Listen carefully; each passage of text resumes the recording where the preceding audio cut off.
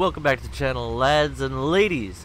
And today I am on the grind for the Stubby boy, the Sdkfz 234/3, which has the 75mm howitzer style support gun that is completely familiar to anyone that has ground through the lower rank of German tanks, and is equipped with a heat round that can penetrate up to 100mm of unsloped armor, which is quite helpful, especially considering that our Stubby boy is going to have a battle rating of 1.7 in RB, giving it lots of options for the lineup you set it up in, and with its fantastic top-end mobility, hi tank baby, and very effective gun with, did I mention, as little as a 3.3 second reload time. This vehicle can be quite fun, and I anticipate it being a blast into the future. Speaking of a blast, we take our first hit here, and yes, I've revealed my secret. This is Arcade. And now I'm going to turn the channel over to a special guest who's here. Oh, never mind. It's not this one. Forget I said anything. We'll do Tank Cop again some other time. But this, hero... Come on. Come on. What? No. Why did it change people? Replay, you're drunk. Okay, sorry about that. Here we go. Okay, let me see if I can do the voice. Welcome back to the channel, goons. Tank Cop here. I'll bet you thought I was dead. No, it turns out I was on extended leave for administrative reasons. Apparently you're only allowed to kill like 6 or 7 partners by accident from friendly fire before it's considered bad for morale. So anyway, Tank Baby and I are gonna be with you live, explaining, detailing a highly successful police action that may or may not have accidentally destroyed a few Christian bakeries. So yeah, basically I was driving along, patrolling, in my jumbo, as me, a jumbo tank, a big beautiful American piece of muscle that's not in any way overweight or too heavy for its suspension, no matter what his personal trainer says. Was that an M18 behind the house? These goons know no sense of justice. How dare they use American tanks for goonery?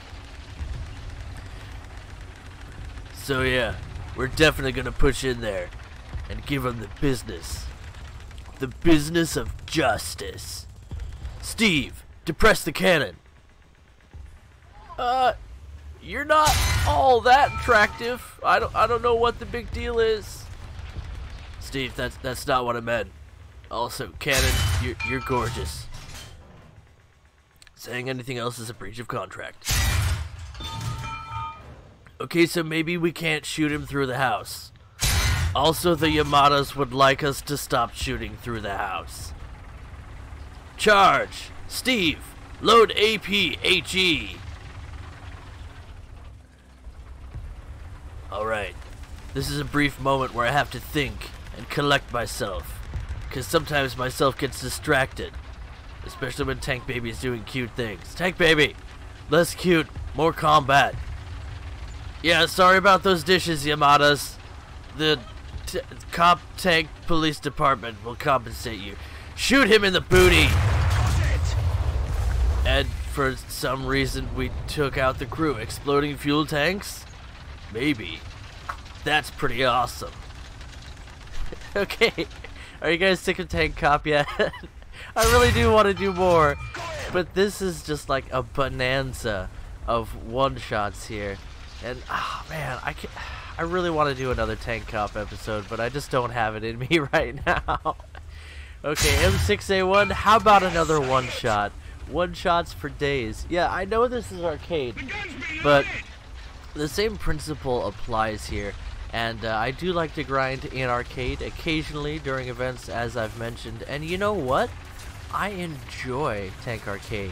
I'm not afraid to say it, that me and Tank Arcade are in love, and we're moving into Tank Arcade's parents' house because we're not getting any support from you, Dad.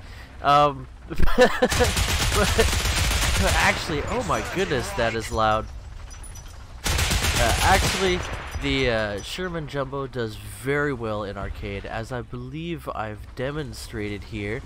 And to be fair, even at its own battle rating, it faces some stiff competition. It often faces the 85mm wielding T-34s and whatever the tank destroyer variant that the Russians have, the Su-85, very deadly vehicle, can often punch straight through your frontal armor. And now we've got a couple of Shermans rolling up on us. How about a one-shot for you? Oh, there's two more around the corner. Well, how about a one-shot for you? Right in that shoulder armor where it's useless. T-34E, can we one-shot him? Yes, we can! One-shots for days, boys. Oh, there's a Tiger and an M4A2. Let's see what we can do about them. Okay, the first one to survive more than one shot is the regular M4A2. Actually equipped with some decent armor, but he doesn't stand much of a chance against a tank cop here as the Sherman Jumbo rolls up on him. He is backing, which is not a bad idea. Taking out the cannon breach is actually not a big deal in arcade. It actually adds an RNG factor, and we one-shot the Tiger! You done goofed! This is what happens when you don't angle your armor properly as a Tiger. I see Tigers roll up side-on all the time, especially when I'm in the Jumbo, and they just don't expect me to shoot them in the lower track, I guess. So now we're going for maybe turret ring shot here in the M4, and he obligingly slows to a halt for us so we can line up that perfect shot. And here, another fact, the hit indicator sometimes lies. So we ignored the penetration indicator, easy now, and took him down the old-fashioned way with the chin shot. Now I'm going to pause for just a second here because it sounds like the tank baby might need me. Actually, let me just live check it out. Come on! I think she wants some snacks. Here you go. Oh, the M6 is rolling up on us. Yeah, yeah. Cheerio! And we get the kill shot.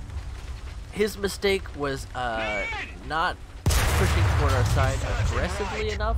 If he could get us to turn our side to him, or if he could wedge himself in there and push our side over, then he'd have a chance to pen, but he didn't, and so he didn't.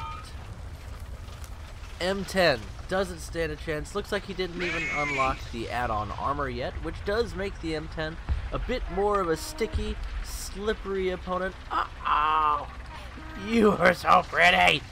Oh my gosh. Tank Baby is a gorgeous little baby.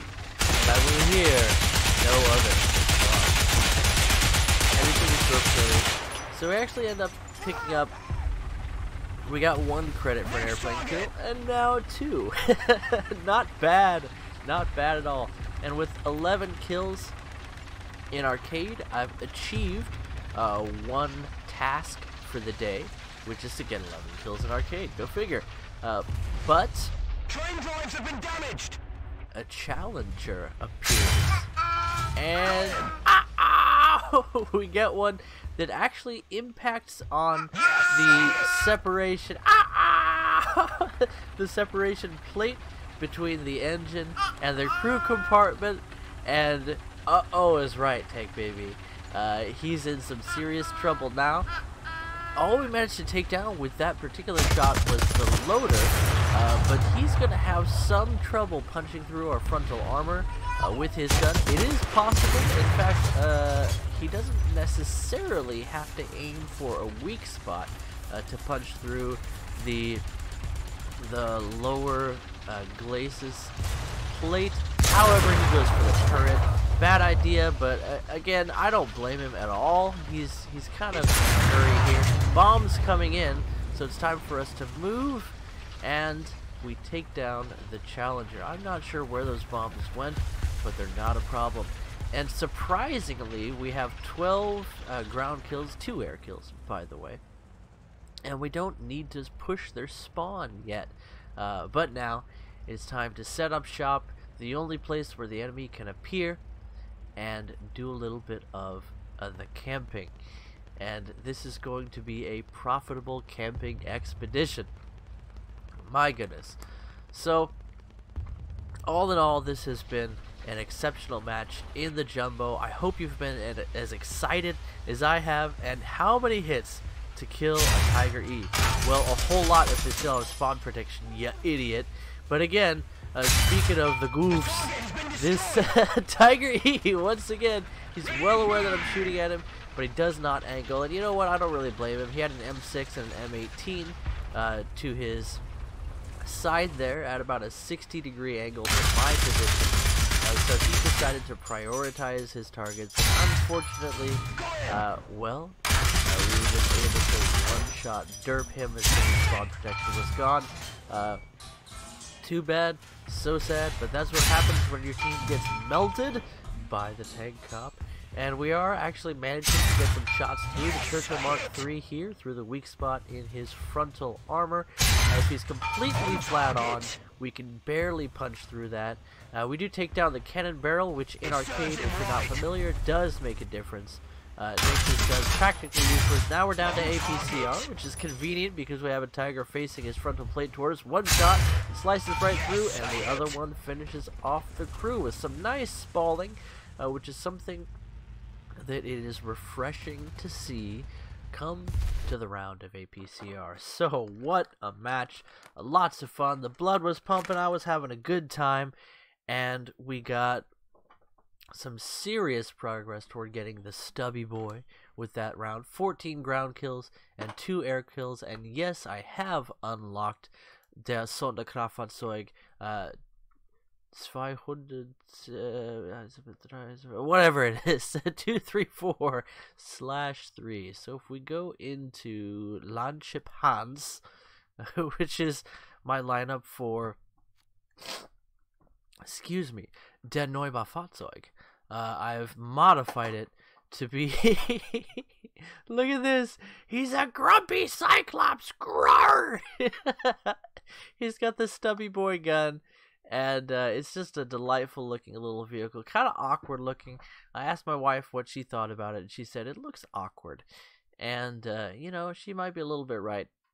One thing I've noticed about the cannon on this is it does not have a lot of lateral traverse. So this is not a rotating turret. You need to aim the Kraftfahrzeug, der Sonderkraftfahrzeug. You need to aim the vehicle pretty much directly at the target, and then you can make small adjustments. So you want to use this at either long range, where your high fire rate and consistent penetration will be to your benefit. However, you need to know your stuff when it comes to the rangefinder and adjusting fire, because this round does lob a bit. But once again, with a high rate of fire, there's some forgiveness built in there, especially considering, let's go ahead and take this out in a test drive. You can fire and then reload before the smoke clears, much like that 3-second auto loader on the Object 906, except this does not have a stabilizer. It does have top-end mobility. So let me show you what I mean. Fire, and look at that, there's still smoke in front of me when I'm able to fire again. So this can be a very tricky vehicle at closer ranges. Let me see, what's our range here? What is that? I don't think we're gonna go through the side of the T-34 with this. Let's switch to the good ammo. So we're firing heat, and let's set it to 450. Boomer. Okay, a little bit more. And you see, you can fire and adjust fairly rapidly as you continue on with this gun. Pretty good spalling effect on these side shots into a T-34. Of course, it is rather difficult to take down a T-34 with its fuel tank add-on armor, and it's a vehicle that you shouldn't face if this is your top tier vehicle. What is the range of this feller? Well, let's guess 700, a little bit more, 800 maybe. I'll bet 850 will give us what we want. 850. And there we go. Gunner, loader, you can kill a T-44 with this thing if you still have some of that good heat rounds. So I would recommend carrying a lot of heat, maybe a few rounds of AP for those lighter skin targets, especially at your own battle rating. But with this thing's great mobility and 100 millimeters of pen, you could go cheeky-breaky with this and do some flanking maneuvers on the enemy. You see that the sides don't rotate here on this turret. You just have a rather simple double layer of, you might call it a spall shield on the front mantlet that rotates along with the gun. And your armor is not really a thing in this vehicle. So I look forward to using that in the future. Anyway, guys, I've just been keeping you guys up to date. I've got lots of videos that I want to make, and I actually did some recording with the Sunday school class on Sunday this week, and I'll be editing that into a video that you guys probably won't see. I'll upload it to a channel for the kids at church. Check this out, though. That's pretty neat how they have a ready rack there. I have not noticed a ordinal ammo rack system for this vehicle yet, to the effect that you can fire all of your rounds with that quick 3.3 second minimum reload time without having to worry about first order ammo rack or replenishing the ready rack. Even though if we look at the X-ray, you have ammo here, you have ammo underneath the boys. It would have been in those containers that we saw, which is kind of cool. Ammo sort of stowed wherever it fits. And the driver's just like, yeah, I hope they do not get exploded, yeah. But everybody else is like, jawohl, we feel the same way. But anyway, guys, you'll see more of this vehicle in a little bit. I'll take it into some maybe a little bit higher tier battles, just to have some fun and shenanigans with this short 75, and then see how it performs at 1.7 as well. Anyway, guys, I'll catch you in the next one. Bye-bye.